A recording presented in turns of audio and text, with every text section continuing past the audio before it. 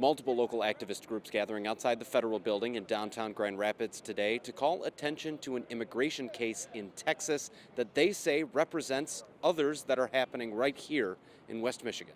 Movimiento Cosecha GR performed a blessing of animation ritual today as they sent letters to Senator Elissa Slotkin asking that she use her platform to help free their friend and national organizer, Catalina Santiago, from ICE custody in Texas. Known as Social, she has organized events in West Michigan and all over the country for the group. She was arrested while waiting to board a flight in El Paso on August 3rd and remains in custody today. On September 8th, an immigration judge terminated her legal status case because she's an approved DACA recipient through April of next year.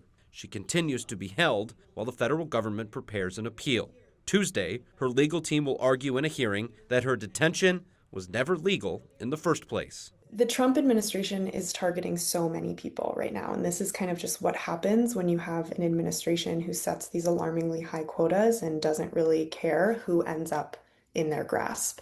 And so the Trump administration is targeting DACA recipients. They're targeting immigrants of all statuses, all backgrounds, in some cases targeting U.S. citizens, as we've seen. So Xochitl, herself has noted that her arrest and incarceration is not an isolated case, that it is part of this broader pattern. We contacted ICE to clarify. They say Xochitl has a criminal history, including charges of trespassing and possession of narcotics and paraphernalia, so she is eligible for arrest and deportation despite her DACA status. But court records in Arizona indicate those charges were never officially filed. Her lawyer and the local activists involved today said it's all becoming too familiar as they see these types of cases increase nationwide.